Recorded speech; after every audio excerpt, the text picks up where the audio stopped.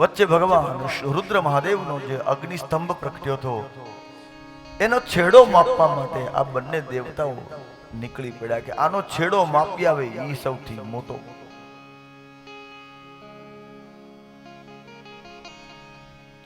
અમુકના તળિયા ન મપાય સાહેબ, અને મોટાના તળિયા ન મળે સાહેબ. આ તો મહાદેવ છે, દેવ થોડો છે. છતાં બ્રહ્મા ઉર્ધ્વ ગતિ કરે છે,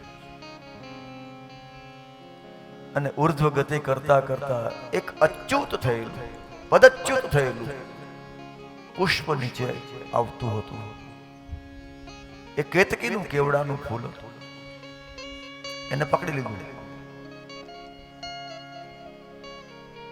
કેવડાના ફૂલને પકડ્યું અને પૂછ્યું, તું કોણ?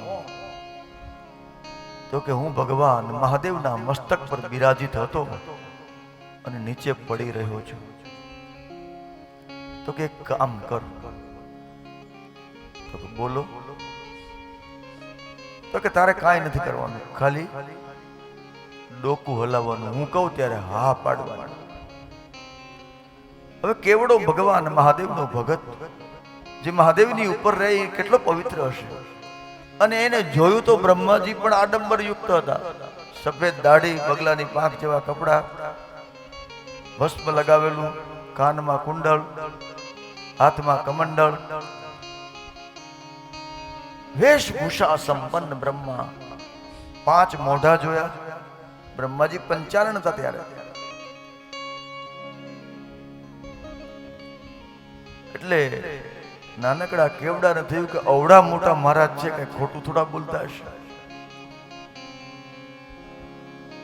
અને કેવડો એની વાતમાં ભરમાઈ ગયો. અને અત્યારે સમાજમાં લોકો એવા છે, ભરમાવી નાખે અને પછી ખબર પડે કે ઓહો, આ તો બધું પોલમ પોલ હતું. સોનું જાણીને તારો સંગ કર્યો મણિયારા, પછી મારા કર્મે નીકળ્યા કથી. કેવડો માની ગયો. નીચે આવ્યા, વિષ્ણુ ભગવાનને કીધું. વિષ્ણુ થાકીને, ભગવાન શ્રી હરિ થાકીને આ માયા અપરંપાર છે માની અને પાતાળમાંથી પરત ફરી ગયા.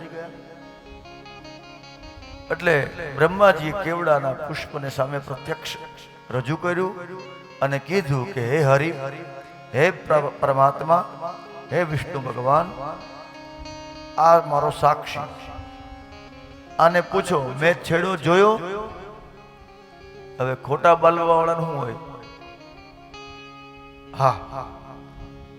હવે આટલું બોલ્યા એટલે જે પરમ સત્ય મિથ્યા બન્યા. હકીકતમાં એને છેડો જોયો નથી, અને ભગવાનનો છેડો આ જગતમાં શિવો જાનાતિ ન પરહ. ભગવાન શંકરને શંકર સિવાય આ સંસારમાં કોઈ જાણતું નથી. અને બ્રહ્માએ દાવો કરી દીધો કે મેં જોયા, છેડો જોઈ લીધો. અનેક પ્રકારના તર્કો, પણ ભગવાન વિષ્ણુ છે ને એ સત્ય છે. ભગવાનનું એક નામ છે સત્યનારાયણ. સત્યાત્મકમ ત્વામ શરણમ પ્રપન્નઃ. સત્યમ પરમ ધીમહિ. ભાગવતજી. ભગવાન સત્ય છે. એટલે વિષ્ણુ ભગવાન જે સાચો હોય ને, બીજા સામેનાને પણ સાચો માનો. તમે જે વાત કરો એ સાચી જ માને, કારણ કે પોતે સાચો છે. એને કલ્પના પણ ન થાય કે સામેનો વ્યક્તિ ખોટું બોલે ખરો, કારણ કે એ ખોટા નથી. એટલે એને બધા સાચા જ લાગે.